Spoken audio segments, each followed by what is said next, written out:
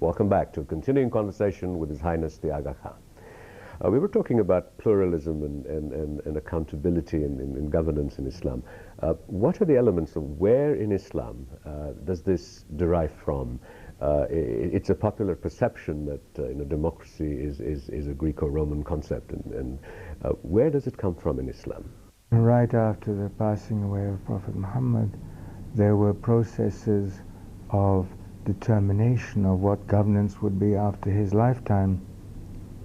And there were two interpretations. One was the hereditary interpretation, which is essentially the essence of Shia Islam. There was a consultational process amongst leaders of the community at the time to select what was believed to be the most appropriate and most competent leader. And therefore two principles or three principles were established at the time: heredity, secondly consultation, thirdly competence. If you look at modern states, they're all there in one form or the other. So I think it's important to see how these forces, which were logical, proper forces that existed just after the time of Prophet Muhammad's death, they are still in the Islamic Ummah today and indeed outside. You've talked about how you're anguished at the way Islam is perceived in much of the world, and 9/11 and the conflicts in the Middle East.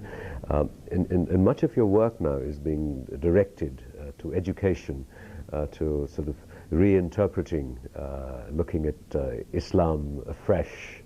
So what kind of new look, what kind of new interpretation would you hope that to bring about Islam? Well, let me go back to the basics of the modern world.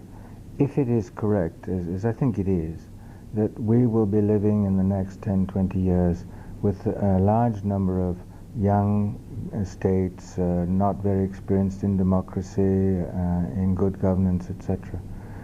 The sustenance of improvement in quality of life, I think, will occur through civil society. I think it is civil society, and indeed India is a case in point, where civil society institutions will be the institutions to which people will refer for continuing improvement. That's really the area of my primary work, and therefore everything that affects civil society is of primary concern to me. Yes, we have been looking at new issues. We've been looking at issues, for example, of teaching on pluralism. We've been looking at issues of teaching on ethics. We've been looking at issues about teaching on the environment. But are these circumscribed by an Islamic worldview, or in some ways a secular worldview? No. They are value systems which are as appropriate, and they are sourced in the Islamic world. I mean, all these issues are referenced in many, many ways in the Islamic world, but they are global values. They're universal values. You say that the Ismaili community and your leadership, is this a process of reinterpreting Islam to make it relevant to the modern world, or in some ways perhaps sort of lifting off the veils of traditional Islam, which was always sort of dynamic and unfolding? Yes. I don't see any conflict in the way I interpret Islam between the intellect and faith. And insofar as people's knowledge today is significantly different from what it was 1,300 years ago, we have to live in our time.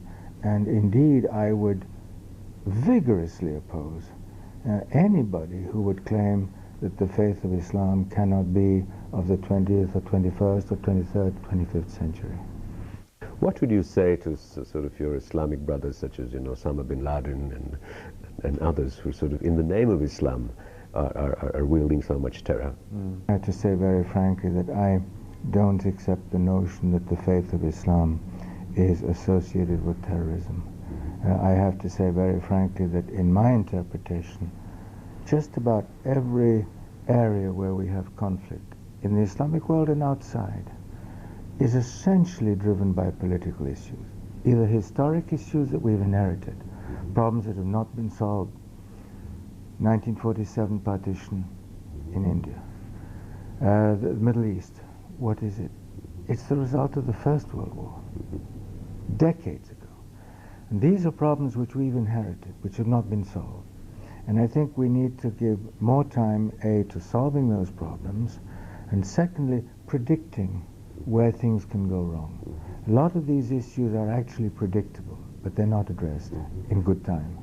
So how intense is your feeling of anguish that much of the violence and the terror in the world is ascribed to Islam, and 9/11 and thereafter in particular has bred a great deal of prejudice and hostility to the faith and people who manifest that faith? As I said, I think it's wrong to associate the totality of a highly pluralist faith in many parts of the world, many communities, many backgrounds, many languages, with individual specificities. I'll give you an example. I doubt that any educated person would have seen in Northern Ireland a representation of the Catholic faith or the Protestant faith. And yet, what was it? It was a conflict of two communities. But it was pitched into the context of faith conflict. But to extrapolate from that one situation and say that one situation illustrates the whole of the way attitudes of these faiths would be totally wrong. Then if you apply that equity to the way you interpret the situation in Northern Ireland, and there are many others, then let's apply the same equity to the Islamic world. You've been initiating projects in much of the Islamic world where you're looking at traditional Islamic education, the madrasas. So what is your striving in those kinds of initiatives to use the madrasas for change? Well, what happened is that the madrasa historically went through a lot of evolution, and in fact it went up to the great madrasas of Central Asia, which were in fact universities. So today what we're talking about is pre-primary education, going right up practically to higher education. And my sense is that today the specificity of education needs to be consolidated into a global form of education so that the individual can live in the real world today.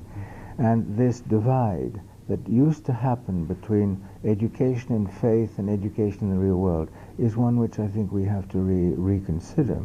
And in fact, many Muslim communities are doing that, and we've, I think, helped them to do that.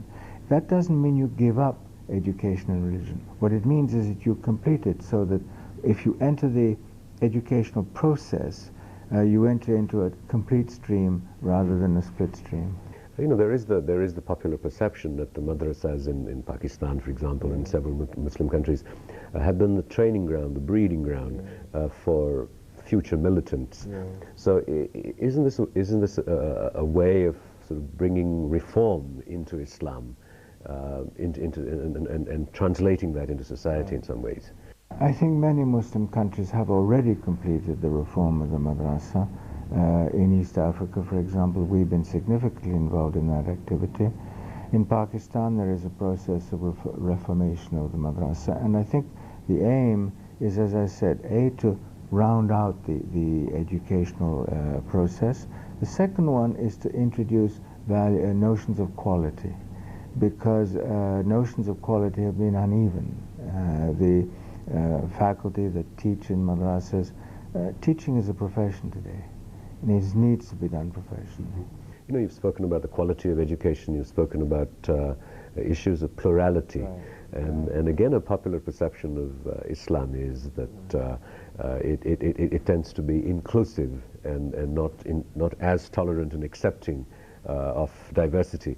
What are the elements in Islam for you that recommend pluralism, that recommend diversity? Well, I mean, I think the ethics themselves are very clear. That is, the society in which you live is the society which you care for, and there is not a great deal of distinction between whether you care for this community or that community. What you seek is a quality of life for everybody, which is one which can be valued. So I think we have to be careful not to say that Islam is exclusive. It's not exclusive. Indeed, it's probably the most inclusive of all the monotheistic faiths, if only because it was the last monotheistic faith revealed. You're watching a conversation with His Highness the Aga Khan. We'll be right back after a short break. Don't go away.